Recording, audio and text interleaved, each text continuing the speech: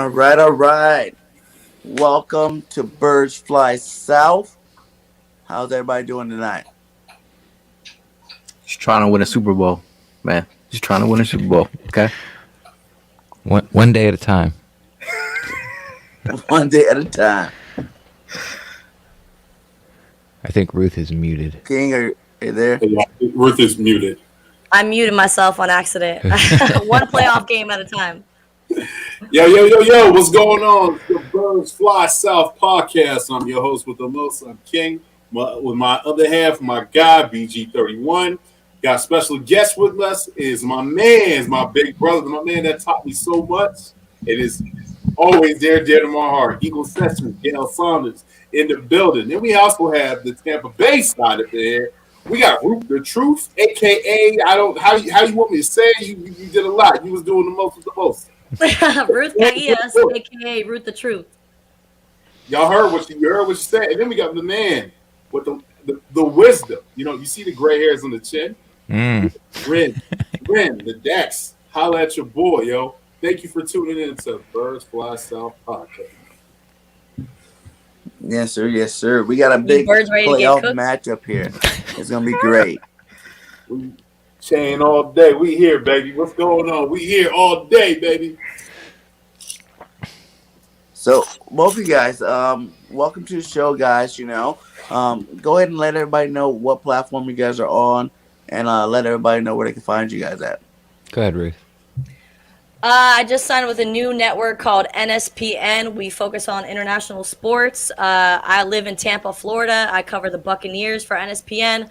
I just started my own network called Beauty in the Cleats as well with my partner, the Tampa Sports Bay.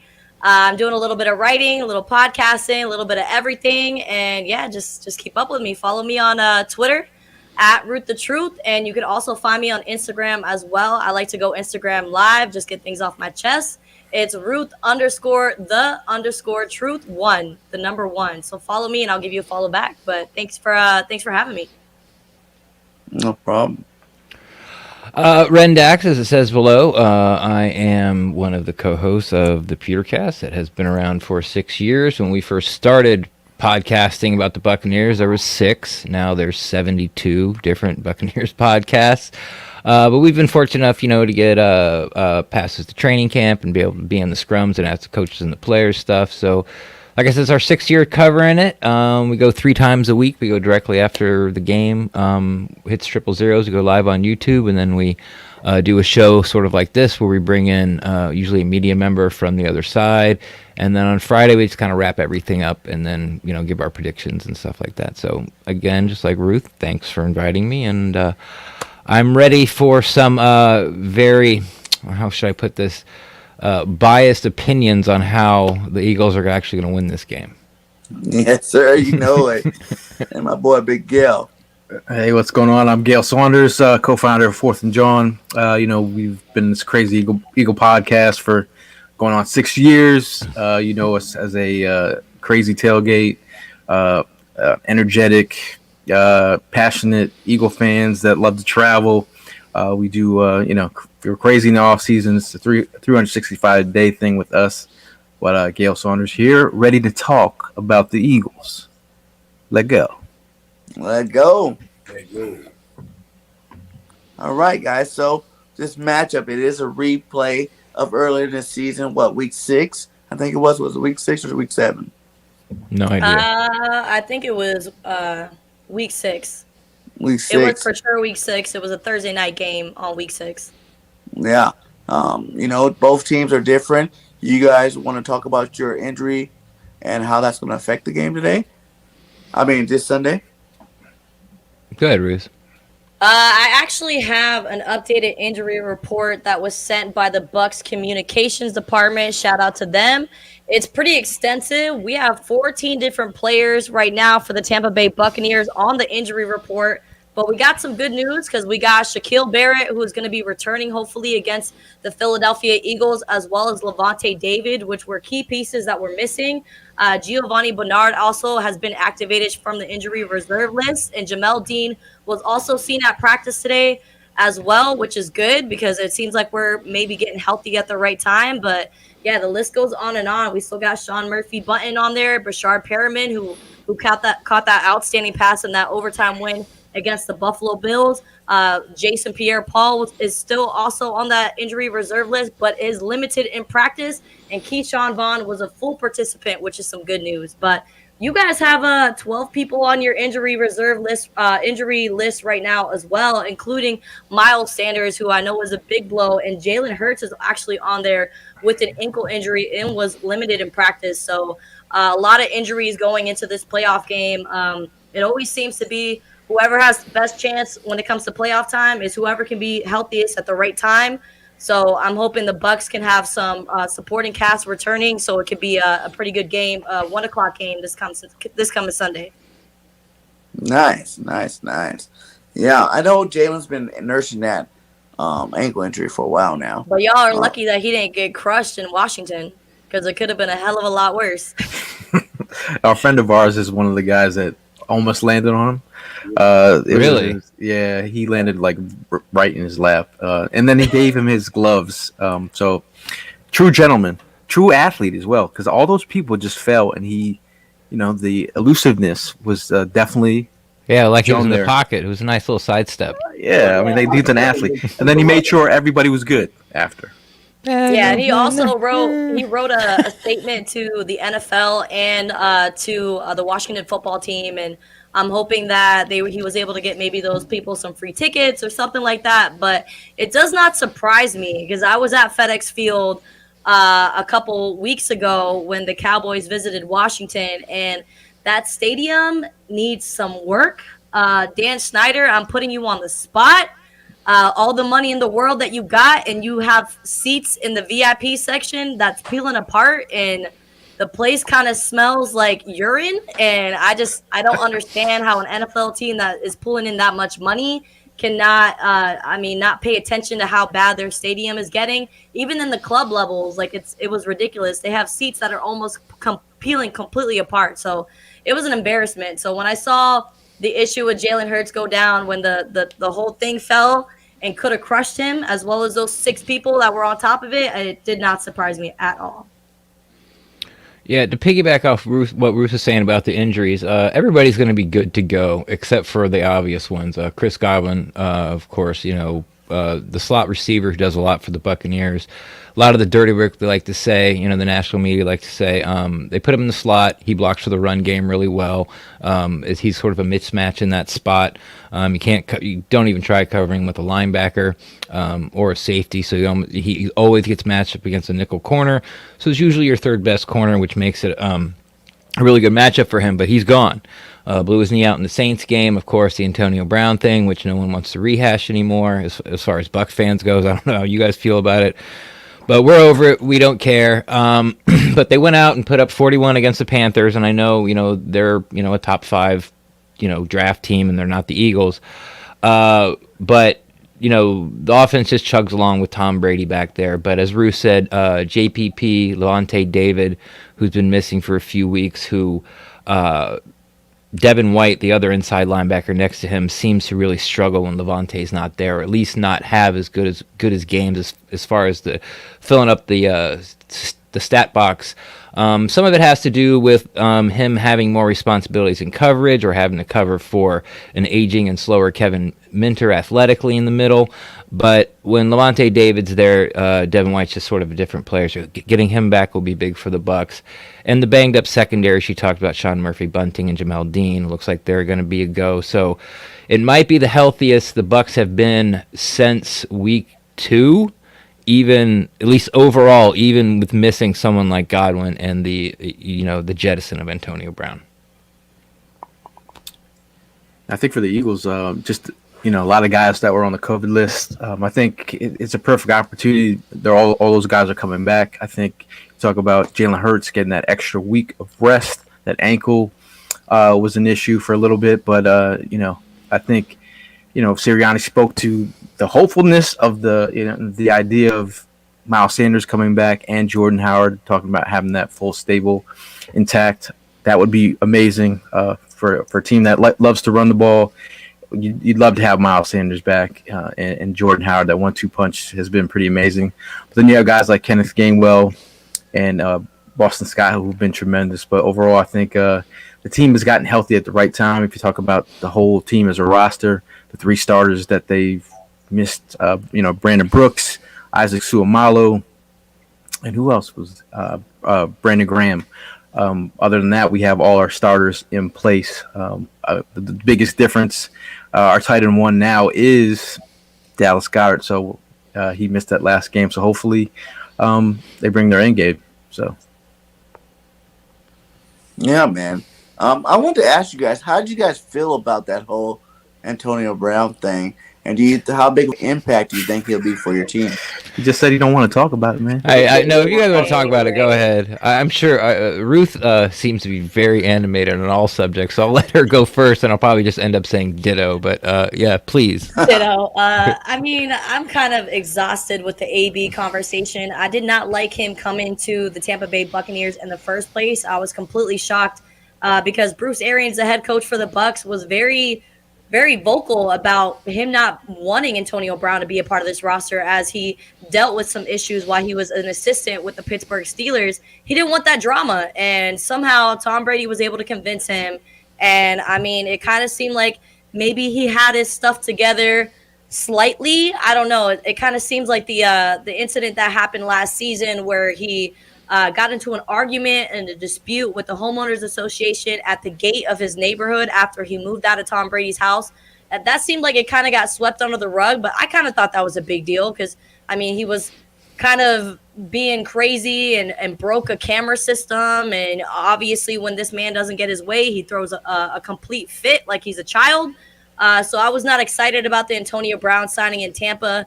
But, I mean, they were able to get their Super Bowl ring. They wanted a tough roster, so bringing AB, one of the most greatest wide receivers to ever play the game, was a smart move when it came to that. And it was awesome that they were able to keep him intact after winning the Super Bowl. But I knew eventually that egotistical maniac, something was going to come up. And there's all this back and forth of whether or not Bruce Arians ignored that he had an ankle injury and that's why he didn't want to get put in the game, or whether or not Bruce Arians gave him a cutthroat symbol telling him he was cut and telling him to get the heck out of there. I don't know. There's a lot of different stories, but after watching the podcast that he went on, the Full Send podcast, and he was on that for about an hour and 45 minutes, throwing everybody under the bus, talking bad about Brady, who was always the person to have his back and gave him the opportunity in Tampa because he would not be in Tampa if it wasn't for Brady. That was really disheartening to watch and to listen to. And it just kind of made me believe Bruce Arians' story over his with, they don't care about my injury and all that kind of stuff. So at the end of the day, I wish him the best. Let God be with him. But I think AB in the NFL is just toxic. You know, that ex-boyfriend or ex-girlfriend that always finds their way back, and it's just that person is really toxic for you. I think the NFL is toxic for Antonio Brown because it seems like the more clout that he gets, the worse his ego is, and it doesn't really seem he's like about the team as much as he wants to say he is. He's just very I don't know. I can't say anything more than let God be with him, and I really pray that he does not come back to the NFL.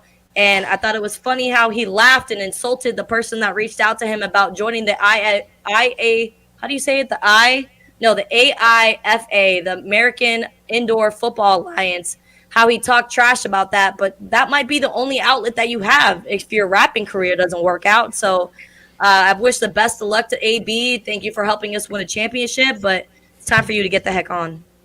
Ooh, move on. I do not pray for Antonio Brown. And the simplest way I can put it is the guy's a sociopath. He just is. And his behavior has proven that over and over and over again. And, and Ruth summed it up very well. It was going to happen. We all knew it was going to happen. You can't, a guy with that kind of track record, with that kind of volatility, like it just doesn't change in a day. And I understand that he's trying. You can see him trying in some interviews. He'll kind of like snap a little bit and then pull back and go, well, I'm just trying to sit here. I want to keep it on football. Staying humbled and sitting before you as a man, and then he'll go off on a tirade again. So he has some. We like to say inner demons, but he just really can't help himself. He doesn't think the rules apply to him, and he's pretty a classic dictionary definition of a sociopath. I mean, the fact that he was in that podcast, just like airing dirty laundry, and just kind of like putting his teammates, just throwing them under the bus. Tom Brady had to like co-sign to get you there. Got your Super Bowl, so you should be, appreciative of that. But we've seen, like, everyone's like, are you surprised at anything that I said, man's had a blonde mustache. Let us not forget this. And frozen feet. I was like, that is enough to show you. Wasn't he fart in front of the dark doctor's face when he was getting like worked out? That I was like, come on, man. Man's just got issues. So I'm just happy that he's not here. I mean, the last time we played you guys, you had Godwin, you had AB.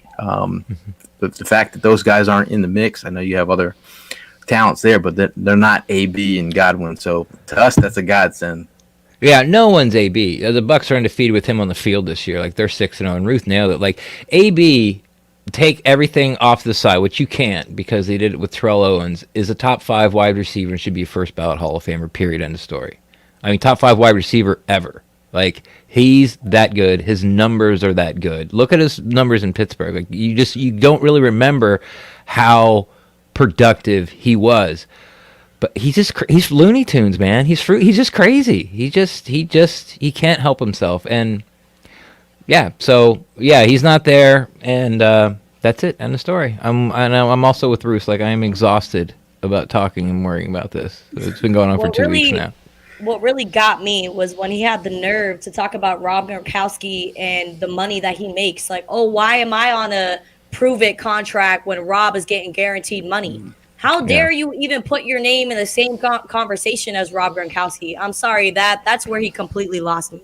Yeah.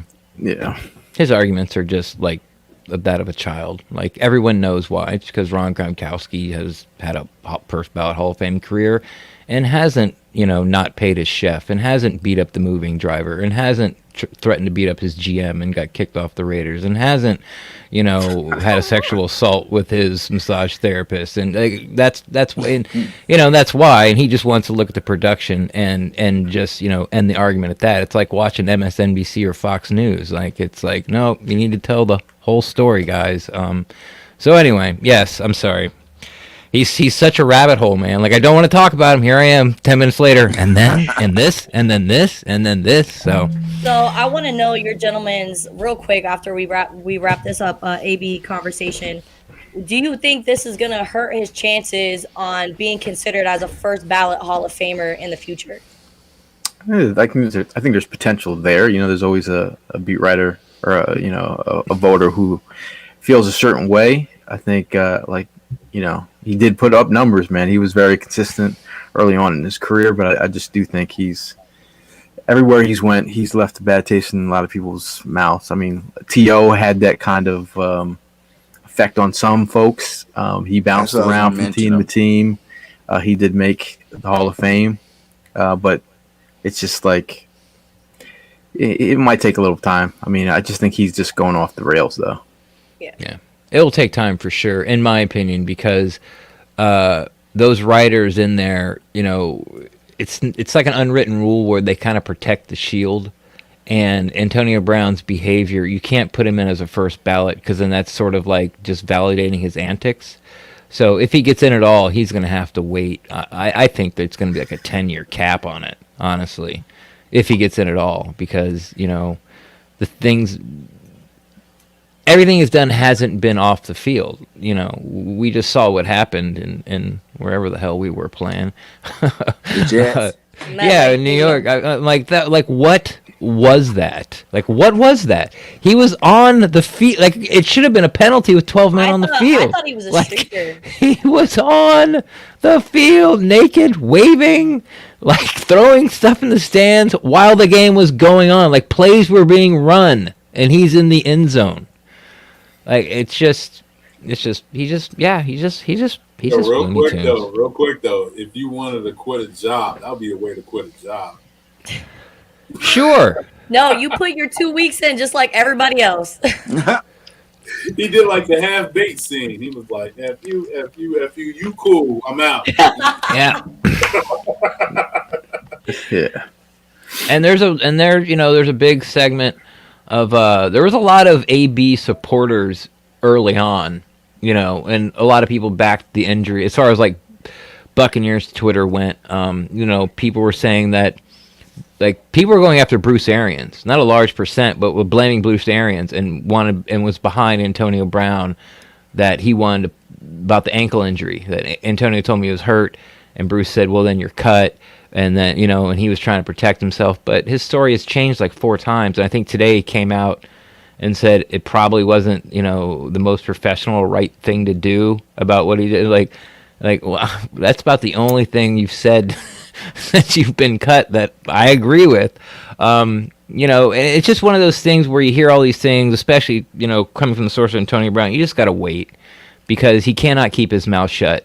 And he will, the truth will come out. You can't make your judgment like an hour after that game or even 2 days after that game about what's being said on both sides. And, it was just, yeah. He's just, again, he's a bag of monkey dicks. He's fucking weird. Yeah, I feel like he definitely handled it wrong. Like, he could have just walked off the field, you know what I'm saying? And everybody worried about the ankle or whatnot and did it more professional. But I do feel like there is probably some truth to why he did it. You know what I'm saying? Like, because why else would a grown man really He got make that big of mad a that spectrum? he got mad that he wasn't the main target, and he thought the Buccaneers were trying to, I guess, stop him from gaining those incentives, because he was 281 yards short, 2 touchdown passes, and 11 receptions away from making almost $1 million accumulated between those 3. So I think he got mad that Mike Evans was targeted more, that Rob was getting targeted more, and he was just being upset and being a crybaby and thinking about himself. I honestly think that's what happened. It's the only thing that really makes sense, because this whole Bruce Arians knew I was injured and told me I, was off the team because I didn't want to go back in the game. Like, I don't know. That just sounds like a whole bunch of hubbub, but that's just my opinion. Now, a question for you guys. I mean, now that AB's out of the offense, and we're all moving on, what is Tyler Johnson and Rashad Perriman meant to the Bucs roster last couple weeks? Yeah, well, I mean, Rashad Perriman only plays well in the state of Florida, so that's UCF where he went to, and Tampa Bay. Everywhere else, he's only been a total disaster. So, he was. I actually, when I got so tired when he had his first stint with the Buccaneers with Jameis Winston, I got so tired of telling people to cut this guy because he was doing absolutely nothing. Godwin and Mike Evans were healthy, that I actually wrote on the bottom of my coffee mug, "Cut Perriman."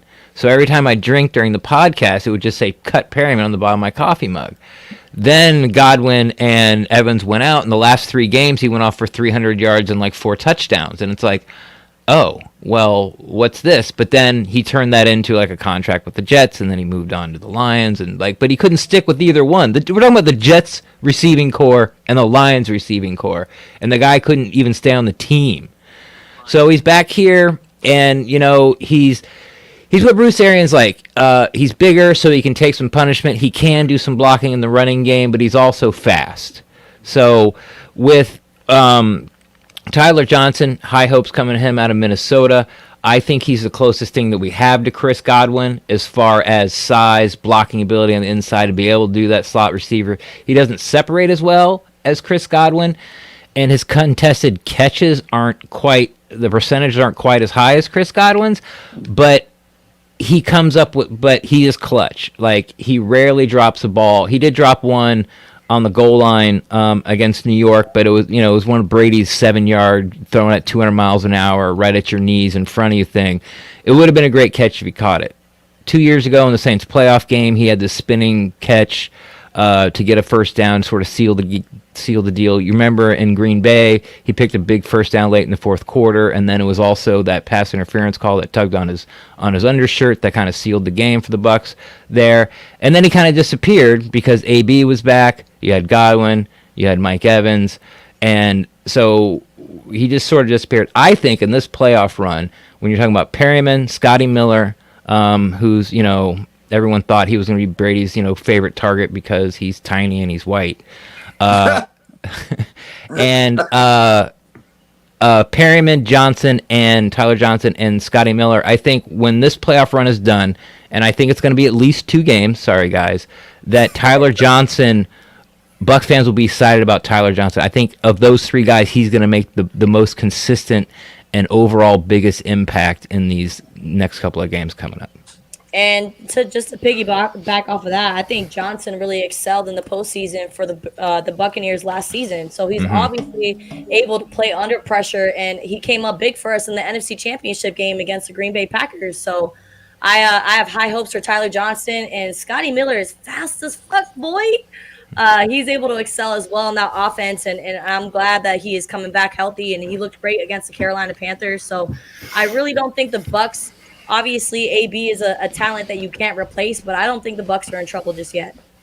Yeah, Tyler Johnson is a day 3 guy that I was looking at heavily, and the fact that he's flourishing, I'm like, that's everything that I saw in his game prior, during draft season.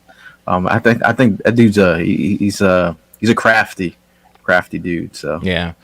That's always bittersweet, isn't it? It's like you feel good because, like, your late round day 2 or early day 3 draft prospect is panning out, but he's not on your team. You're always like, yes, I knew it. It is. I'm weird because that's why I wanted to ask you just how to make me feel better about myself. I don't know. Sure. To be honest, to wrap it up, sort of like his career so far, I thought he'd be a bigger part of the offense thus far. I really did. I thought, when like Mike's missed a game and there's been receivers that miss games, I thought the next man up would be Tyler Johnson. And at first it was Scotty Miller, and then it kind of became Perryman. And I was just scratching my head. Perryman been in camp like 10 days, and he's out there playing. I think Tyler Johnson had like 8 snaps, and Perryman had like 52. And I'm like, what is going on? It's sort of balanced out since then. I think it's a nice sort of 2 players to fill in for 1 player, even though I think both them combined will never be Antonio Brown. But I think that's sort of how they're approaching it with their sort of slightly different skill sets. Gotcha. So my question is to you guys, Buck fans, with, I think, was it Shaq Barrett, his knee, I think he has like a slight tear in his knee. How do you feel comfortable with that? Then on top of that, with Fournette, I think he had an ankle and a hamstring, along with Mike Evans. I mean, I know we're in the postseason. Health is wealth, right? In the NFL, like if you're a healthy team, you can be on there and you're going to go as far as you can go. But how do you feel with all these injuries? And they're coming back, so they're going to be a little slow, and they're not going to be 100%. Ruth, You muted. you muted yourself. Sorry, I keep doing that. I think it's just because my neighbor's dog keeps barking, so I don't want you guys to hear that in the background. It's never a good thing when it comes to knee injuries with these football players, because it's very crucial for them to be able to make these quick cuts, and having your joints messed up is not the way to go. And I do expect Shaquille Barrett not to be himself on this first post game, but I'm hoping with the weeks as they develop, and because sorry guys, but I think we're going to be able to win this wild card matchup this weekend. I think as time progresses and as more time, I think he'll get more comfortable with that knee, and hopefully it doesn't get any worse. But I'm not too worried about it just yet. And then along with JPP, he has a shoulder injury, right? He basically has a torn rotator, and he's been in and out of the lineup all year as well. So you guys are pretty banged up. You guys are pretty banged up. Yeah, not to put a fine point on it, but JPP is kind of useless and has been most of this year since he tore his rotator cuff. Now he's in there. He's a warrior. He can really help out moving on the inside on obvious pass rushing downs to be able for Joe Tryon, the rookie, to stay outside. He does set the edge better in the run game, especially the backside edge. If you notice, I know you guys didn't. Why would you guys watch the Carolina Bucks game? But there was a few cutback runs that got some big yardage. If Shaq or JPP were in there, I don't think that would have happened. We're using like an RFDA Cam Gill and then Anthony Nelson, a 4th rounder from 3 years ago, who's actually had a pretty good year. So having those guys in there will help the edges on the run game. Jordan Whitehead coming up as a strong safety in the box is probably, in my opinion, one of the best guys that sets the edge from the safety position. That's about what he does best. He has greatly improved in coverage, but coming from when you couldn't cover anybody at all, that's still not like tier 1, maybe bottom tier 2 coverage ability there. So JPP is going to gut it out because he does. That's what he does. The guy has. Everyone knows he's missing most of his hand, and one of his hands. He broke his neck. He played with a broken neck. And his first play back, he got a sack. I mean, the guy, but he's not JPP of even last year. He's really like as far as pass rushing, because he can't get that shoulder up.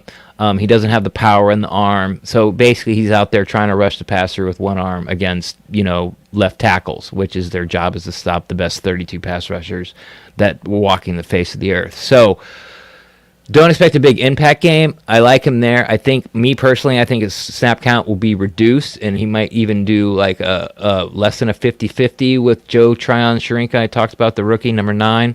But Shaq Barrett, very excited to have him back. Some things that a lot of people don't see or talk about with Shaq Barrett is he makes a lot of plays downfield. He's always chasing the ball. So if they throw like a quick outlet to try to get it on your playmakers on the edge, quickly on the defense, maybe break a tackle, pull a guard out there and set up a little smoke screen for your wide receiver or a tight end or wherever your best playmaker is. Shaq Barrett will make the play 7 yards downfield from the opposite side. That's something that a lot of people don't talk about his game, but he's always hustling. And it's a strain ACL, if I'm correct, and I think a torn PCL, which really isn't that big a deal as far as holding the knee together and structurally. But yeah, it's sore and it's banged up, and of course I'd rather have both his knees at 2,000%.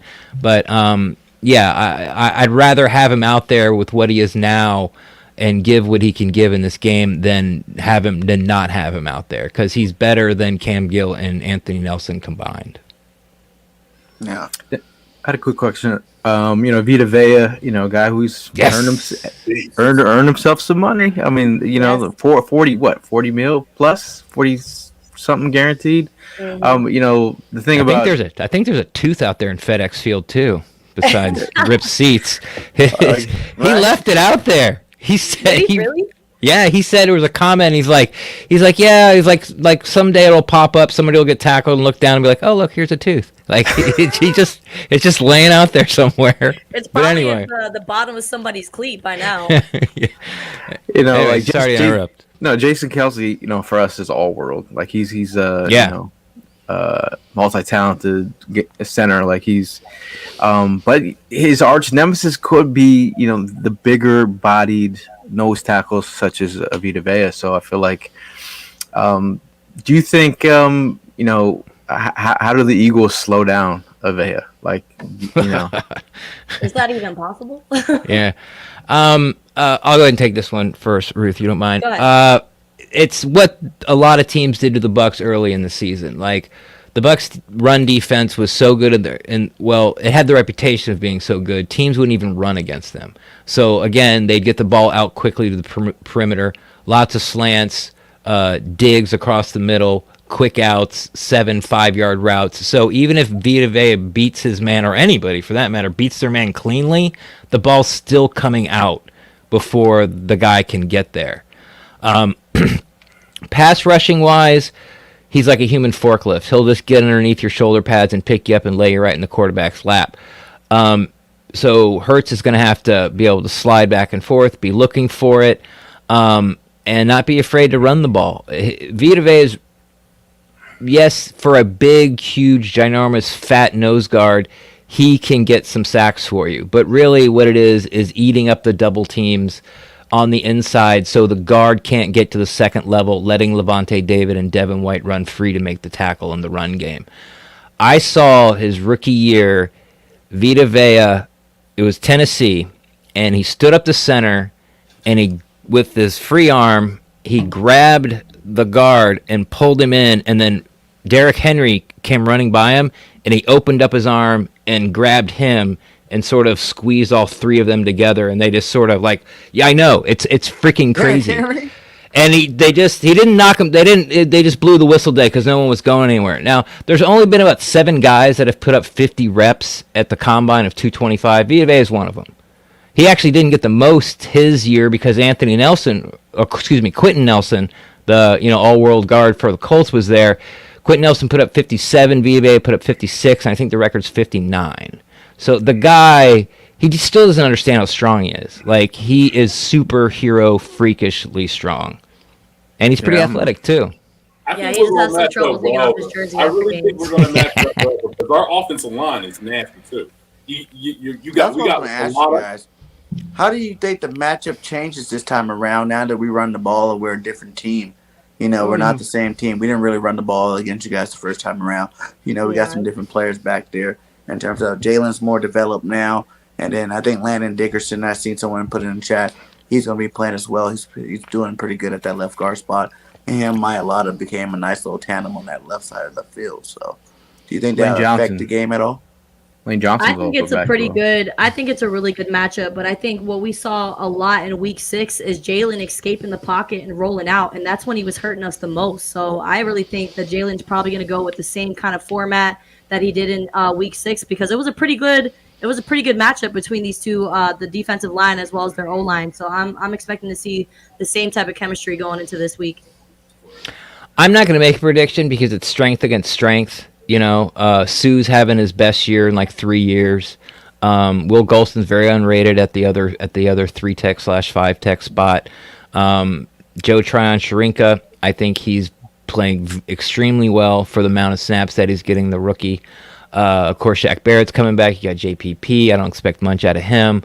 But it's strength against strength. You're going to win some, you're going to lose some on both sides. I would be very surprised if this game is won or lost in the trenches with on either side of the ball, really. I know we haven't got to the Bucs line and the Eagles defensive line. I think that's another strength against strength.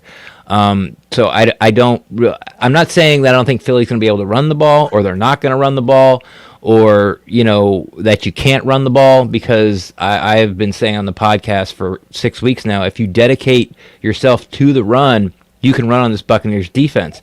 The problem is when you do that, you can't score 30 points. And if you don't score 30 points, you can't beat the Bucs. So it's sort of, you got to kind of of course there's outliers. Go ahead. I think all of our wins this year have been over 30 points, right? We pretty much had to hit that 30 mark to win the game for the most part. So yeah. No. So that's the way I see it. It's going to be real fun to watch. I'll tell you that. Like that's the thing I'm most excited about. It's not DBs against receivers. It's not, safeties against slot guys or schemes, trying to divide them up or single high, double high, zone, man, whatever, too deep with man mesh underneath. It's none of that. I'm going to be watching the big uglies, if Keith Jackson used to say. I think that's really where the entertainment in this ball game is going to be at on both sides, on both teams, whoever's on the field. Smash mouth football, and also, the weather. I was looking at the weather and I was like, I'm gonna have to change my outfits here. I'm like, it might rain out here. So anything, like I thought I was gonna wear, like, does that affect the game? One of the tough running Eagles offense, and we're used to running the football. I'm wondering if we're gonna try and bring out some trickery. But as a Bucs offense, do you think that affects what they do passing the ball? It's always difficult to have some accuracy when it comes to wet footballs. So obviously that would be a challenge. But, with Tom Brady at the helm, I don't expect it to be a huge issue. I actually didn't even check the weather. I wasn't aware that it was supposed to rain this coming weekend, which might kind of change my mind of what I'm going to wear to the game. But I don't think it will be an issue. If anything, I might think it'll be a little bit more of an issue when it comes to Jalen Hurts and his ability to get the ball down the field with those deep passes, and we'll be seeing him lean on the run game a lot more. I have lived in Florida my whole life. I've been in the Tampa St. Pete area since I was 9. The one thing I can tell you for sure is that you cannot tell me what the weather's going to be like on Sunday on a Wednesday. Period. End of story. Like the weather, you don't like the weather in Florida? Come back in a half hour because it'll be different. So I understand what you're saying. It's a nice talking point. Like if it's going to rain and it's going to supposed to be like wind gusts at 20 miles an hour, I thought I saw. Is that going to affect the passing game? Is that going to play in the Eagles' hands because they're better at running the ball and it's raining, so they're not going to throw as much? But then if the Bucs know that, they can put more, allocate more assets to stopping the run game because they're not going to pass. I just can't. I really don't want to get in that conversation because honestly, I give it about a 10% chance it's true. Yeah, it'll rain. It'll rain like any time of day in Florida. Like last time I went to Tampa, it was for my cousin's wedding, and I got stuck in Tampa for an extra 5 days from lightning storms. That's why this is why I'm driving to Tampa this time. I was like, I'm not getting stuck in Tampa again. So I mean, the weather played a factor last time I was in Tampa. So. Yeah, squalls will come off the bay, and you swear to God your house is going to blow down, and then 15 minutes later, there's not a cloud in the sky, and it's like 80 degrees. That's just the way it is. And I wouldn't want it any other way. So how do you guys feel? I want to know, why don't you guys use Jones at all? What's your deal on that one? Jones.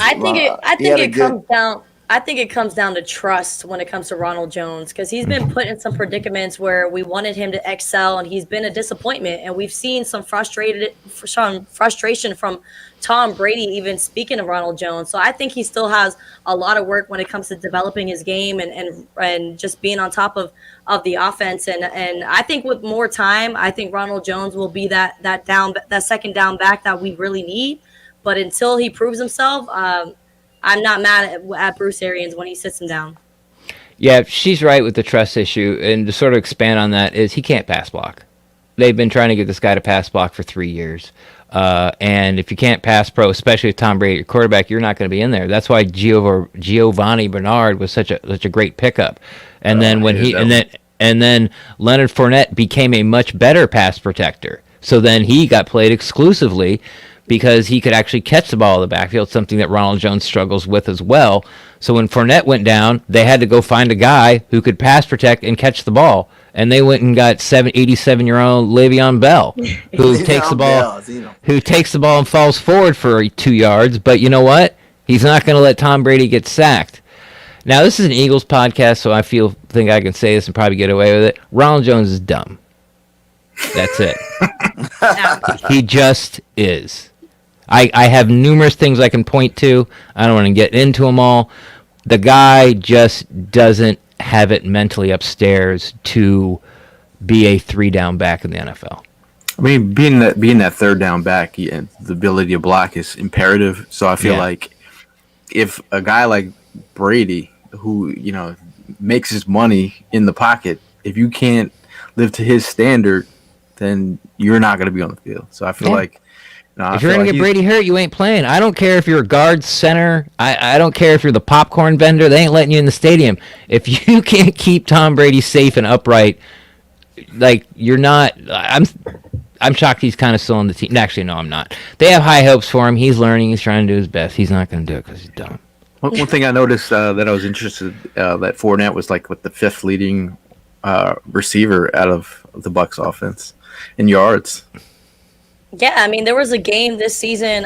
It's kind of slipping me right now what game it was, but Leonard Fournette he had the most passing yards out of all the wide receivers. He had the most targets from Tom Brady. So it's awesome to see him get involved that way and have such a dynamic game. And I know a lot of people weren't on board with the Leonard Fournette, but I really think that he's gotten to the point where we can call him regular season Lenny. He gets so many targets, it's nauseating for Bucs fans because that takes away targets from Mike Evans and Chris Godwin. So, like, when it's halfway through the second quarter and we're losing 10-7 and Leonard Fournette's making his 7th catch, we're pulling our hair out. We end up winning the game, at the end, but he's kind of become Brady's James White. It's a lot of quarterbacks in the league, their emergency guy, their dump-off guy is a tight end. Well, you got Gronk, so Gronk is just a ginormous wide receiver, that you have to tackle from below the knees or you can't bring him down.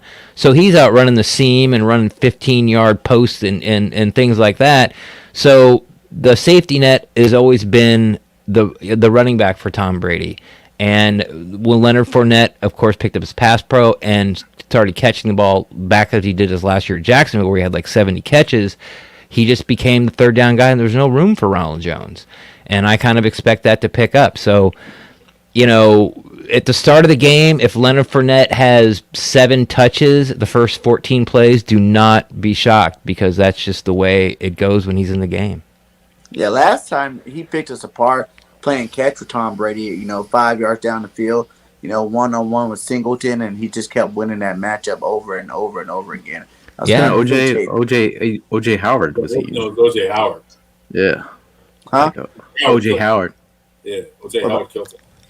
Yeah. That's about the only game OJ showed up in. He's a guy we had high hopes for. No, he just can't get on the field. And, you know, it's really an embarrassment of riches here. Like, the Bucs have been decimated by injuries. They have a 13-4 record is remarkable. Look at the Ravens. Look what they did in their injuries. Like, look what happened to San Francisco in their injuries. Like, our starting, you know, back five have not been together, I think, like not even a full game all year. We talked about... Richard Sherman on the IR now? Again, for the second time. Richard Sherman has played a total of 4.5 quarters for the Buccaneers since he's been signed. He's been in the IR twice. Now he's done for the year. He's coaching now. That's what he is. And we wouldn't got him because of the huge rash of injuries in the secondary. Everyone's missed multiple games back there. Some guys have missed half the year. JPP's missed time. Shaq Barrett's missed time. Lante David's missed time. You know, Evans has missed time. Godwin has missed time. Antonio Brown missed 10 games. Yeah. You know, injury and then the 3-game suspension. Like, it's mind-boggling that this team is 13-4, but if Gronk goes down, there's OJ Howard, a first-round draft pick that just can't. It's not that he can't figure it out; they just don't give him the ball. And then behind him is Cameron Brate, who, by the way, from 16 to 18, was tied with every tight end for the most touchdowns over that span of time, and he can't get the ball. And then you got Tyler Johnson, who everyone loves coming out of college. He can't get on the field. And then you got Scotty Miller, who's like one of the best deep ball threats in the game. He can't get on the field. So do you think that's Brian Leftwich, or the substitution of what's going on? It's just there's guys better that are in front of him. That's all. I mean, who are you going to take off? Who are you going to take off the field to put on Tyler Johnson? Antonio Brown, Chris Godwin, Mike Evans, Gronk, Fournette? Who are you going to take off? Right. That's the list. It's good. Well, just have a lot of free everybody agents. did the NBA with the NFL and wanted to go with Tampa Bay because Tom Brady. Tom Brady was just recruiting everybody. Hey, just come down to Florida with me and we're gonna win. Yeah, right? And he was right. We all the talk about receivers and no mention of Jalen Darden.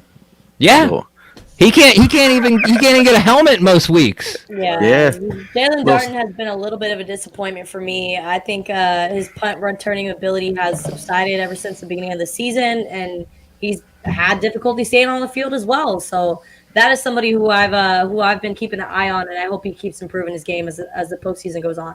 I spent many a night watching. Was it North Texas? Yeah.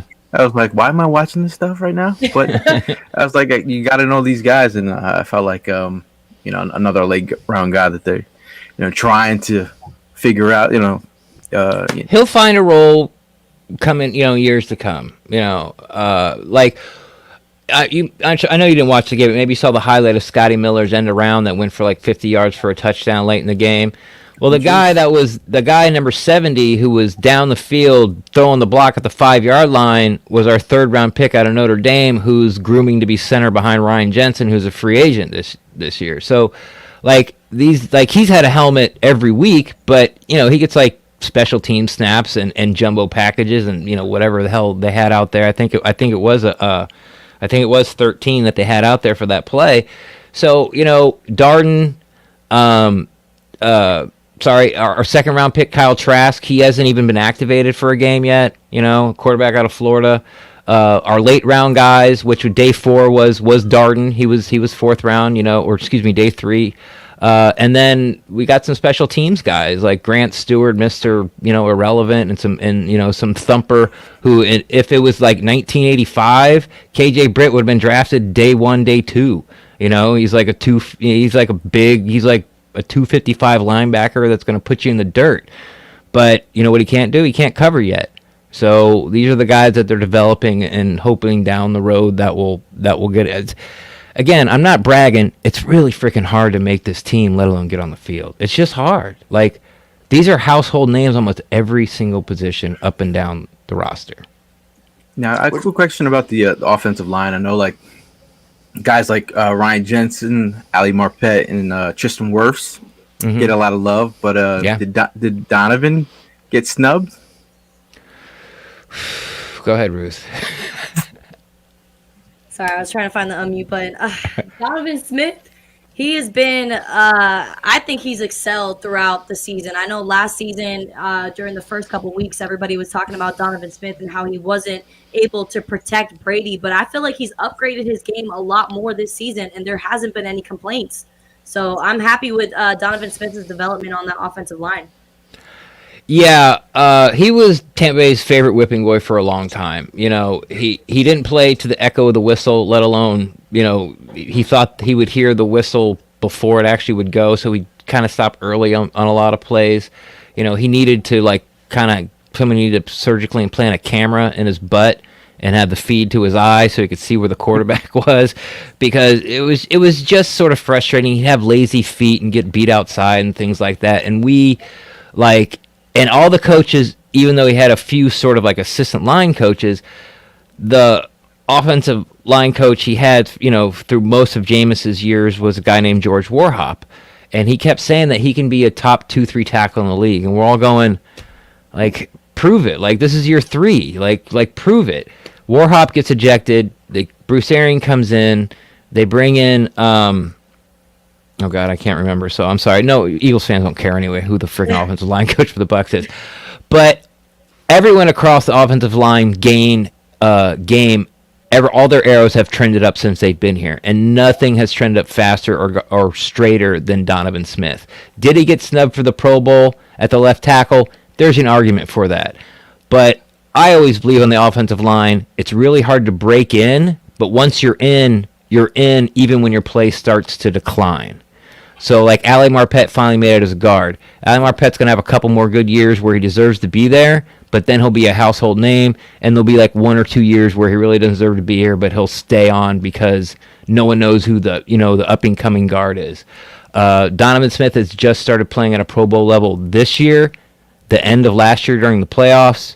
So, did he get snubbed? Maybe, but I'm not going to pull off any of those left tackles and put Donovan Smith on the Pro Bowl. I mean, he doesn't. His career is basically, you know, they're polar opposites of each other from what's happened. So, yes, he's trending. Yes, I'm very happy with him. Yes, he's playing a Pro Bowl level. Does he deserve it? No. Who do you guys think guys are going to keep with all you guys as free agents leaving? You know, you got Godwin, you got Fournette, you got Jones, you got a lot of big-time players. Contracts are up. You think, how many of these guys do you guys see walking away at the end of the season? I think it's really gonna depend on who excels during this postseason, who's gonna earn their spot. I think Leonard Fournette is gonna probably be a re-sign for the Bucs. Chris Godwin better be a re-sign after he comes back from injury with the numbers that he put up this season. I mean, with all the time that he's been a Buccaneer in a Buccaneers uniform, he's been great for the team. But I would really hate to be Jason Light at this point in time. I think Godwin's a no-brainer. I think he's priority number 1. You know, it was nice to see. We talked a little bit about Villa. We didn't really, you know, finish up the question, but he just got, you know, $78 million with $42 million guaranteed. Ryan Jensen, the center, I would like to see him back, but we got Hainsey in the hopper I just talked about. I think Carlton Davis, who is grossly underrated. He's whatever you put in your top tier of corners in the NFL, Carlton Davis is right there. I'm telling you, I've been watching this guy since he's been drafted. He's done nothing but better. It started last year and he's continued into this year. He's a free agent. He's going to cost like 18, 19 million. Godwin's going to cost like 18, 19 million. If Jensen comes back, he's going to cost like 16, 17 million. Shaq Barrett's tied up. JPP's going to be gone. Will Golston, the guy I talked about, the other opposite of Sue with Vay in between them, He's going to be a free agent. He's not going to cost anywhere near that, but he wants to finish his career there. You might get a hometown discount. I think he's coming back. Evans is locked up. I think that's really it. Gronk. If Gronk wants to come back, I think they'll do everything in their power to bring him back. So the only guy I can really see that they're going to let walk is probably going to be JPP, and I'm trying to think anybody in the backfield in the secondary. I mean, they're all still on rookie contracts except for Carlton Davis will be the first one off. Man, I was Probably mad Jones, when since you guys said he's probably not. Ronald Jones. That's so 50. I think it all depends on Leonard Fournette. I think I forgot him. I think Ruth is right. I think Leonard Fournette. Even though Jones is a more talented runner, I really believe that. Vision, speed, even power, he's better, and it's just by the eye test you can see it. But again, he can't catch that well. His pass protection is terrible, and Leonard Fournette, I think, is I'm going to switch it up, more intelligent, high IQ football, and he's earned it. So if they get Fournette, then Jones may be gone. He might want to test, I think if you held a gun in my head, I would say Ronald Jones is probably gone next year. Yeah, I was mad when Godwin got hurt. I was like, that was like a guy, like, he's from Delaware. I know his girl, her father was like a huge coach in Delaware in high school football. Yeah. So I'm like, right down, like 20, 30 minutes from the stadium, like you're from high the school area. Sweethearts. Bring him back. She can outlift him. Yeah, I mean, she's she's a boss lady for sure. Yeah. I think it's really unfortunate that Chris Godwin went down, being on the franchise tag. But with the productivity that he had on the offensive side of the ball, I really don't see the Bucs not wanting to sign Chris Godwin. Obviously, they want to keep him, but it's going to come down to the amount of the bag, because I think every 31 other teams in the NFL know what Chris Godwin brings to the table, and if someone's going to overpay, I could see Godwin leaving. Godwin's not going anywhere. Y'all can't pay everybody. Yeah, that's what you said. That's what you said last year. That's what you said last year. That's what they said last year, and they brought all 22 starters back. So no Jones, no Jones, no Jensen, no JPP. There's your three not pay anybody. I'm gonna tell you something right now. The way y'all franchise tagged him, that he got hurt, I guarantee he's gonna be gone. No, he's not. If he leaves, they'll franchise tag him again. He's not going anywhere. It's going to be like 20-something, 30 million? It doesn't matter. He's not going anywhere. Write it. Put it down in pen. But you got to think, all these big price tag players, man. I know the salary cap's going up, but you got to look at the draft. You got to look at a lot of other free agents, getting some other free agents at certain positions. You think they're going to just try to re-keep the same team over and over again? I'll be trying to Wu-Tang this thing. They're trying to keep the guys. This is Jason Light, and he said it since he got here. He goes, draft good players, re-sign your guys. That's how he approaches free agency. Chris Godwin is his guy. Will Golston is his guy. Like, Chris Godwin's not going anywhere. I'm telling you, I don't. They'll franchise tag if it comes worse to worse. I think Godwin is going to sign a deal with the Bucs. I think they're going to be fair with him. They've been fair with everybody. They figure it out. They have one of the best front offices as far as structuring contracts and keeping team out of dead money that I've seen. They just know what they're doing. Chris Godwin is not going. He's priority number one. He's like a franchise quarterback to this team. Yeah. He's not going anywhere. Okay. We gotta write this one down. Right there. Yeah, write it down. I'm gonna tell you something right now. I'll let you spit on me. No, we'll have this as a soundbite. Wait, what? Spitting? What is going on here? I said I'll let you spit on me. Wow. Like if I'm wrong, you can like hawk a loot. Like keep it below the neck though. No. Like I'm just saying. No. I'm telling you, he's not going anywhere. I know I talked to both of you guys early in the season. What is your take? What do you guys take on Jalen Hurts right now? I kind of find Jalen Hurts a little bit selfish as that quarterback, because he will take advantage of the run game to get into the red zone, and once he's on the 1 yard line, he's running it in for a touchdown. You guys had a running back, his name's slipping me at the moment, but he had over like 745 yards from the line of scrimmage with no touchdowns. Oh yeah, Miles Sanders. With no touchdown. So it's like he does all that work to get you guys to the red zone, and then Jalen Hurts is like, oh, this is for my fantasy, let's go. And it's kind of, I find it kind of selfish. But is he a good quarterback? Absolutely. Is he the franchise future for the Eagles? I don't know. Y'all tell me.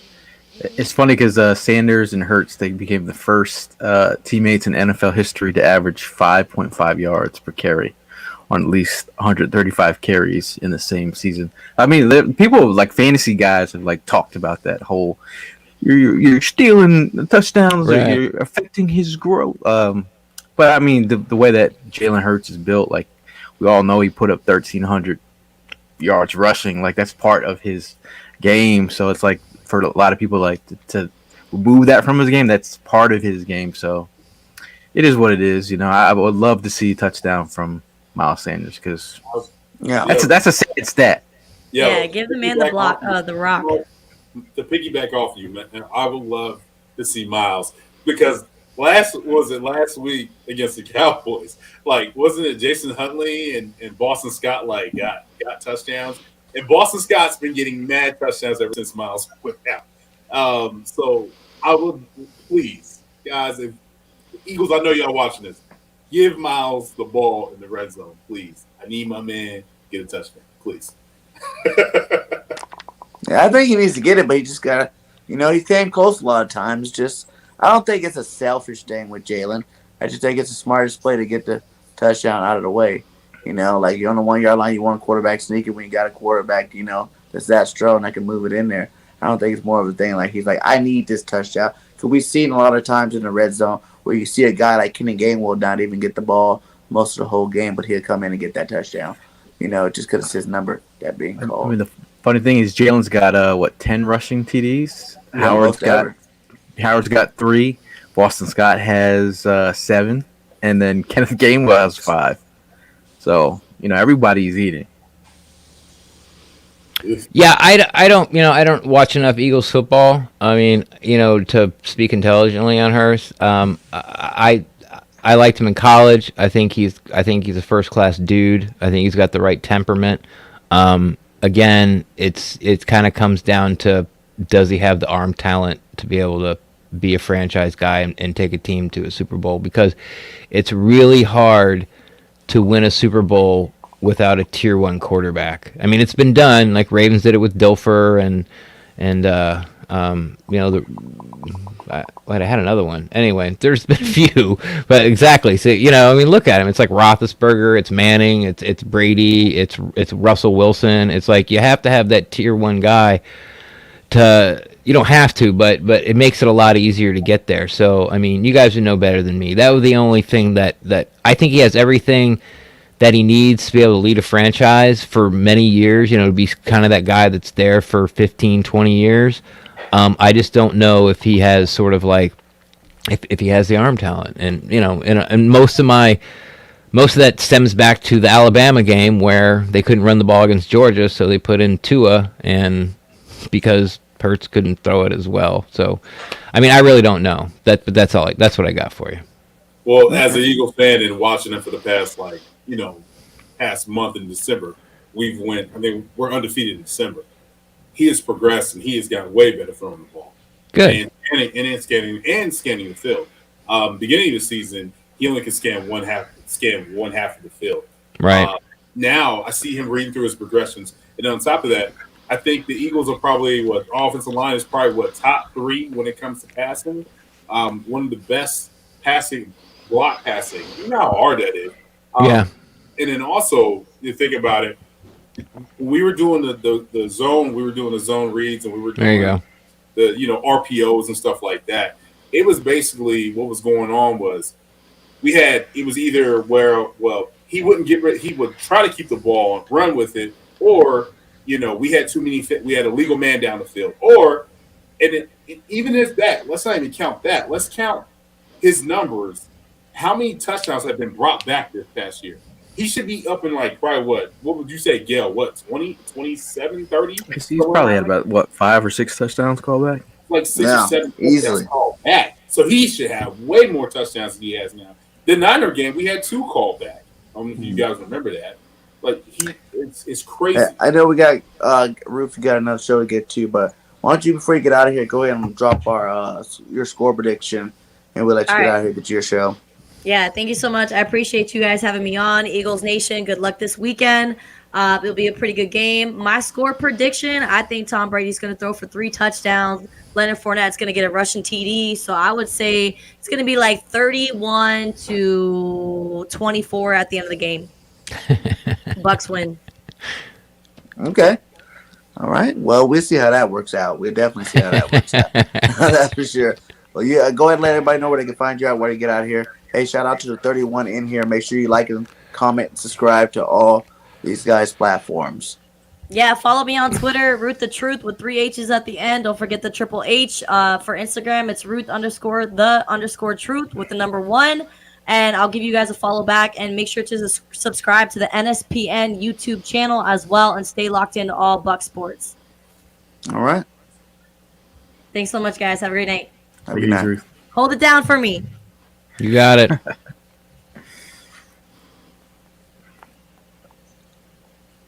But yeah, Jalen's definitely done his thing. Like I tell everybody, the legend of Jalen really starts this Sunday. You know, if he can go in there and knock off the champions, you know, play a better game than Brady, you know, that'll be big time. You know, for your first playoff game, 23 years old. I think that would be big time. Quarterback, you know, that we have on here in our platform. So that'd be good. No, I think Jalen Hurts' development, like you know, we've started to see that, you know, the happy feet, the heel click, you know, it's a matter of him not falling apart between the second and third read. You know, we know 1 to 2 he's good. You know, his QB coach is Quincy Avery was talking about, you know, that progression of getting to 2 to 3 that we've seen as of late.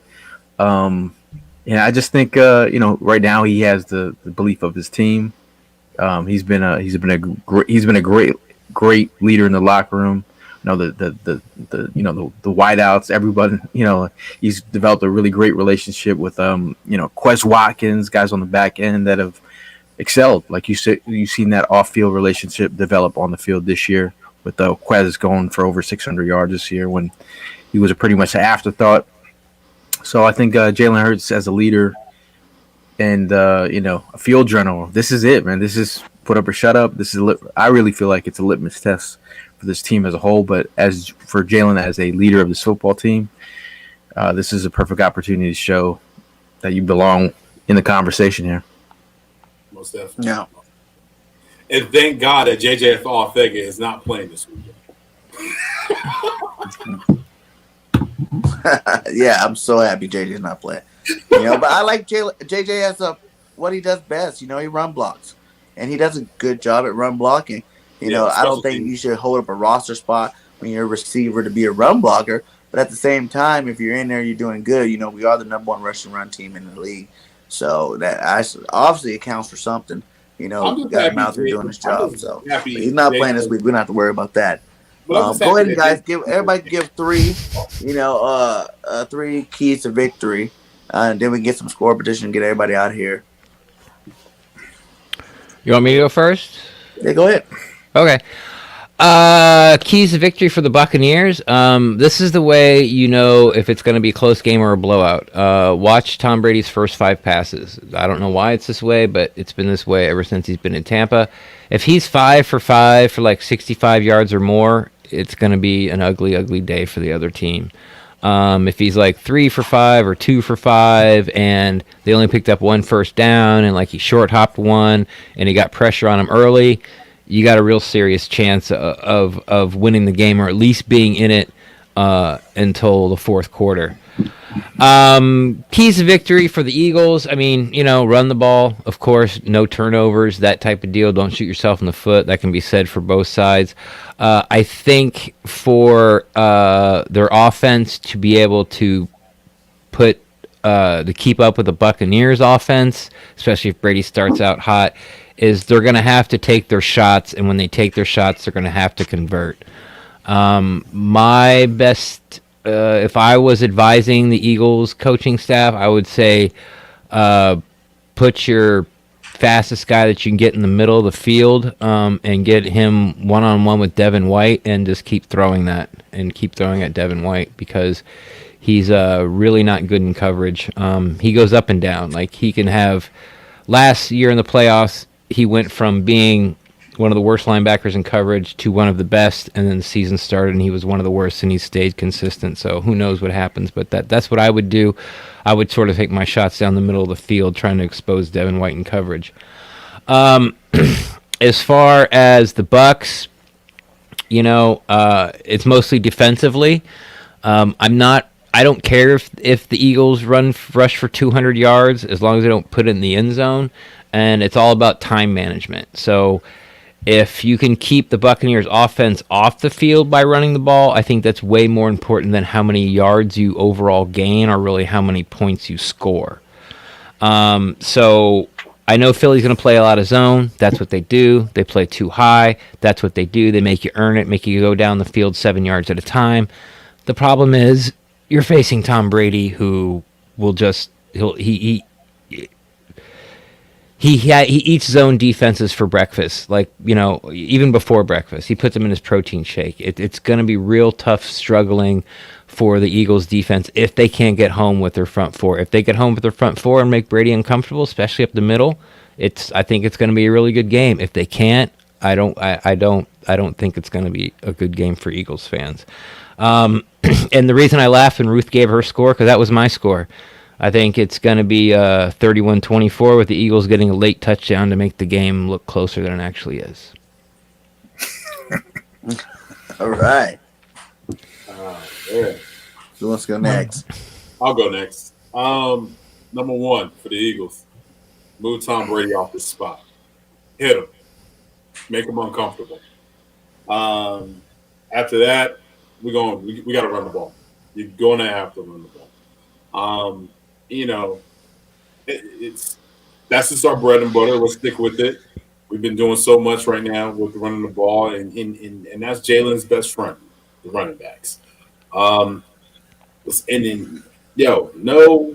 mistakes. Mental is everything. No mistakes, no penalties.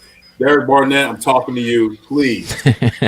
Man, get off. What was it? My man, Stephen A. Smith. Stay off the weed, man. Like something. Defensive wise, like I said, move them off the ball. Let's just make sure that we can create a turnover. And special teams, let's run one back. Jason Huntley, he's going to run one back. He's going to, or Jalen Reagor. I'm saying that in a little bit of confidence, but yes, that's it. That's my piece. Eagles 27, Bucks 24. Interesting. My keys to victory. I think Eagles have to stick with their identity. Come to Tampa, burn the boats, go in there with the plan to do what you do. Like, it's got you to where you're at right now. At the beginning of the season, the team had no identity. The fans knew it. They implemented the flower power and the growth, and then all of a sudden we've seen the roots start to sprout. So I feel like they've come with an identity. They're dialed in right now. They're most importantly, they're at full strength. They're pretty healthy at this moment. I think it's an opportunity to come in as underdogs. No one's picking the Eagles to win.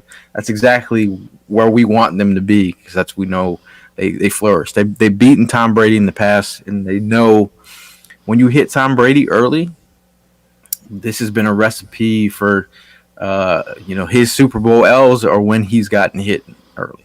And I don't care if you can hit that man, you hit that man, get him rattled.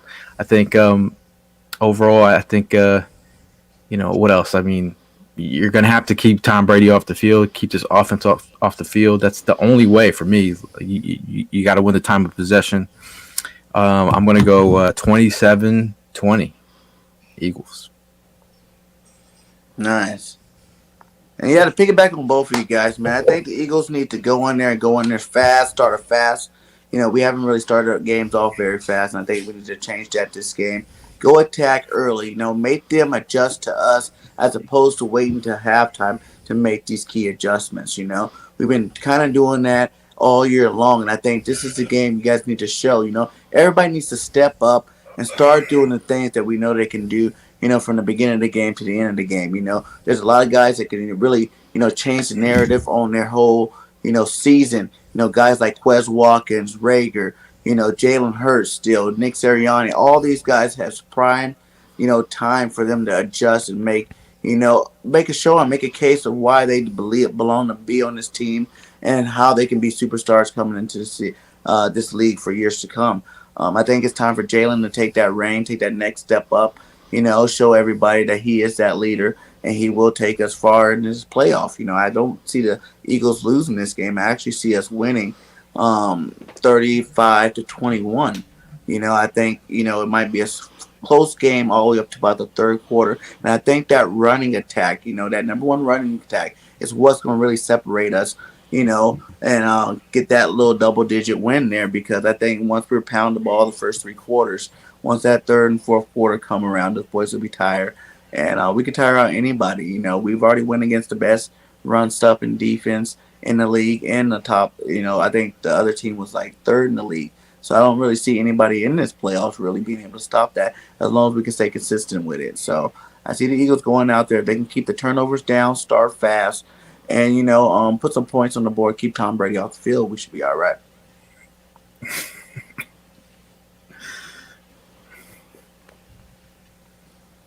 So, yeah, man. Hey, great show, guys. Go ahead and let everybody know where they can find you guys at, and we can get up out of here. You can find me at Eagle Sessions or check out 4th and John. I will be coming down to Tampa. Definitely trying to do this thing and see it in person. Yeah, man. Check out 4thandjohn.com. And if you're ever tailgating or want to tailgate or link up or meet up, hit me at Eagle Sessions and we'll get this thing cracking. Like, yeah. Now, y'all know what it is. King Fajon. Oh, my bad. No, go ahead. Me? Okay. Hi, I'm Rendax. The best way to get in touch with me is on Twitter. It's actually at the Petercast, the name of the show. I'm always down to talk Buccaneers football, but if you want to talk about excuse me, let me start over because this is pretty good. All right, best way to contact me is on Twitter at the Petercast. I'm always down to talk Buccaneers football, but if you think your tweet is too hot and you want to put it out there in Twitter sphere, feel free to slide in my DMs and I'll talk Buccaneers football with you there as well too. All right. Yeah, I didn't know you were fan-sided there, Ren. Oh yeah, we're the official podcast of Fansided Network, Buccaneers podcast, Fansided Network. They give us money. That's cool. We're with Fansided as well, 4th and John. Oh, you are? All right, Yeah. cool. Are you in Slack? I have to get on that Slack. Carrie is. Yeah, I want to talk crap to you Sunday, so all the Fansided podcasters can see it. All right, that's awesome. I'm gonna definitely give you a follow. Just so you say. Sorry, go ahead. Well, y'all know what it is. It's King Fajon on IG, on Twitter. I am King K. Y'all already know what it is, man. I like and subscribe to the channel. You know what I'm saying? New YouTuber creator, and it's been fun, man. I've been meeting so many people, and you know me. I like to travel. I'm going to Dallas this weekend. I'm repping the Birds, so y'all, and I'm gonna get heckled and everything. But at the end of the day, win or lose, we still fly, baby. Go Birds. Yes, sir, man. You guys know I am Bird Game 31. You can find me on my network, BGN Sports Media. We're growing over there. So if you guys have not subscribed to that, go ahead and get them a subscribe as well. All links are inside the chat. I'm on the road to 2K, so I need about 50 more. So if you guys have not subscribed to my channel as well, go ahead and hit that subscribe. We've grown fast in this first 7 months, put out that good Eagles content. And I just want to thank both of you guys, all you guys, Ruth The Truth, Rex and Gail for coming on our show, Birds Fly South. Much love and respect to all you guys. I love watching all you guys do your thing. And, we're going to see what happens this week. Is the GOAT going to do what he does normally and win these playoff games and take Tampa Bay to another, Super Bowl run? Or is Jalen Hurts going to be that legend that I think he can be and start that whole journey this week against Tampa Bay. Before we go, I have a funny story. At the beginning of the year of this, I kind of started to line up guests for the pod, and I knew Ruth had got her job with Martin Gramatica. She was also, I think, doing a radio show with him, and I know she was doing her show like Beauty in the Cleats on Facebook. So I reached out to her on Twitter, and I go, and I don't. It was something like, I followed her, and then she followed me back, and then she reached out to me. She goes, "Nice to meet you," and I just wrote thanks, and then she wrote back, "How long have you been an asshole?" And and that's the last I've talked to her. And then all of a sudden we're about ready to go, and she pops up next to me. I'm like, huh. I wonder if she remembers. But it was about 5 months ago. So anyway, I'm glad to see that she doesn't remember or is not mad at me anymore, or held it in. Who knows? Hey, maybe you get a Christmas card this year. I will not. I will not get a Christmas card. But seriously, it was a lot of fun. Thanks for not being crazy Eagle fans. Thank you for being level-headed fans and looking at the game and know that both teams have strengths and weaknesses. And anytime you want me on, talk about Buccaneers football, I'll gladly do it. You guys are a lot of fun. You're knowledgeable, and good luck. Seriously, it's we live and die with these teams. It ain't no fun when they lose. So I hope that you don't cry too much. You just tell Brady not to be crying on that sideline to make sure he shakes Jalen Hurts' hand after the game. Oh, I got the memes ready. All right, man. Anyway, yeah, okay. Good luck. Thank all you guys in the chat, man, for joining us again. Make sure you hit that like on the way out on all networks and all channels. We got the network channel, we got King Fly John channel, and we got Bird Game 31 channel. Make sure you guys hit that like and have a great night. We go see what happens this Sunday. And I always say at the end of my videos, fly, Eagles, fly. Till next time, we out. Peace.